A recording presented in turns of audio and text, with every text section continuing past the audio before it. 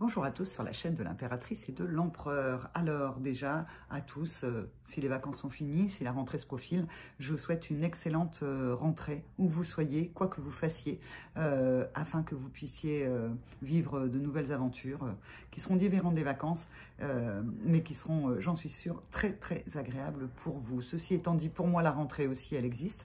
J'ai mis un petit peu de temps avant de refaire une vidéo parce qu'en fait j'étais sur un projet. Et à travers ce projet, je vais vous expliquer quelque chose qui est justement de l'ordre de l'impératrice et de l'empereur. Et lorsqu'on vient compléter les deux, mettre son impératrice à son service et mettre son empereur à son service pour pouvoir discerner ou pour pouvoir avancer, voire créer. Alors, le premier exemple, eh bien, je vais parler de moi. Hein. Je ne parle pas souvent de moi, mais là, c'est par moi que je vais commencer. Je me connais bien et puis ça m'est arrivé. Donc, je pense que c'est plutôt sympa. J'ai reçu un courrier. Et à ce courrier, au départ, eh bien, comme moi, je suis impératrice, hein, souvenez-vous. Donc, moi, en fait, je suis sur la blessure du rejet, alors que l'empereur est sur la blessure de l'abandon. Eh bien, je reçois ce courrier et auquel on me demande de répondre. Et à ce moment-là, ouf, l'impératrice prend toute la place et elle se dit non, non, mais il est hors de question que je réponde à ça. Ça ne me concerne pas. Tant pis si j'y perds des plumes, je m'en fiche, je n'en veux pas. Et puis, comme je travaille comme vous, j'essaye de m'améliorer, eh bien, j'ai appelé mon empereur. J'ai fait, viens ici un petit peu l'empereur. Il s'est invité assez rapidement d'ailleurs. Et à ce moment-là, l'empereur m'a dit, mais as-tu toutes les informations pour pouvoir prendre cette décision où tu es un peu en non-gestion d'émotions et où tu es plutôt en réaction qu'en action? Et je me suis dit, bah non, j'ai pas forcément toutes les informations. J'ai un petit peu cheveux qui rebiquent, pardon. Et je suis allée, j'ai pris mon téléphone et j'ai été chercher l'information pour pouvoir répondre au mieux et avec discernement à ce courrier qui, au départ, j'avais envie d'envoyer tout promener. Et puis, les informations m'étant données, eh bien, en fait, j'ai fait quelque chose qui était en inversé avec ce que, au départ, la première impulsion j'avais. Et vous voyez, parfois, on parle d'intuition.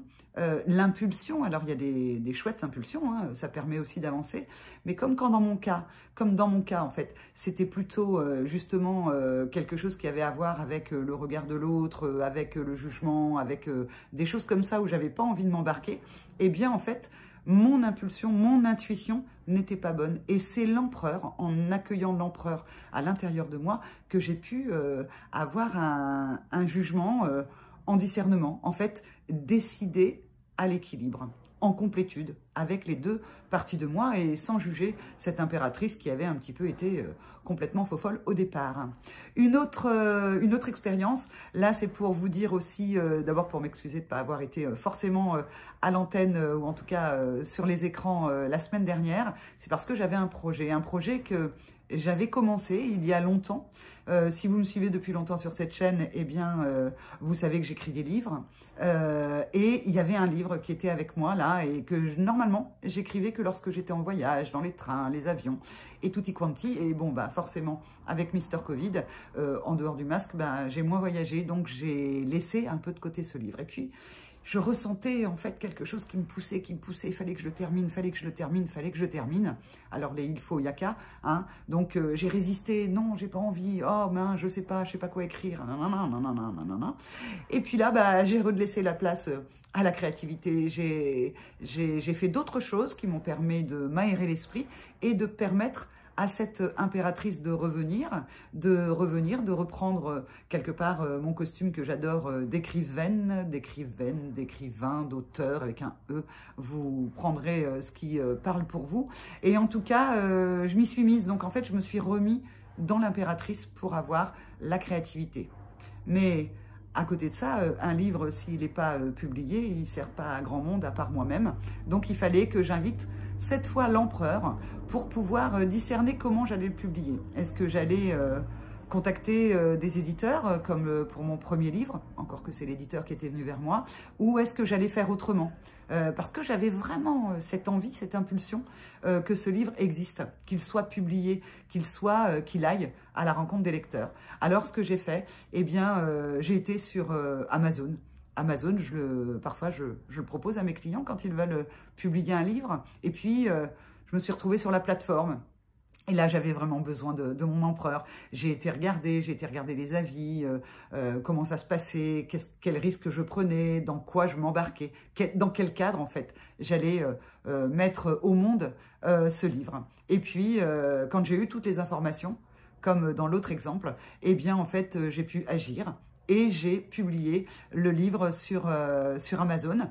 Ça s'appelle La bonne fortune de Sarah. C'est un livre qui est de développement personnel, mais aussi de développement spirituel et qui va permettre à mon héroïne, eh bien, pourtant avec un coup du sort qui lui tombe dessus et qui, sincèrement, n'est pas très joyeux au départ, d'obtenir quelque part un beau cadeau sur ce chemin et de pouvoir être justement dans sa complétude, d'aller appeler son empereur ou son impératrice et de pouvoir vivre dans cet équilibre de cette nouvelle vie qui vient à elle en fait et qui au départ est pourtant pas un beau cadeau et elle va passer, ça parle aussi de la vague du deuil, de toutes ces étapes qu'on doit passer pour pouvoir en fait ensuite renaître. La bonne fortune de Sarah, c'est un livre sur la Renaissance. Donc, si ça vous intéresse, allez sur Amazon. Il est à la fois en format Kindle pour les tablettes et pour les liseuses. Et puis, il est aussi en format papier pour ceux qui aiment tourner les pages. Voilà, j'espère que ça n'aura pas fait trop minute commerciale. J'ai parlé de moi, j'ai parlé de ce que je faisais. En tout cas, c'était simplement pour vous donner, avec la preuve par l'expérience et par l'image, et bien que en fait, quand on accueille à la fois son côté impératrice et son côté empereur. Alors, si votre dominante est l'empereur, vous avez la blessure d'abandon, laissez s'exprimer au départ votre dominante.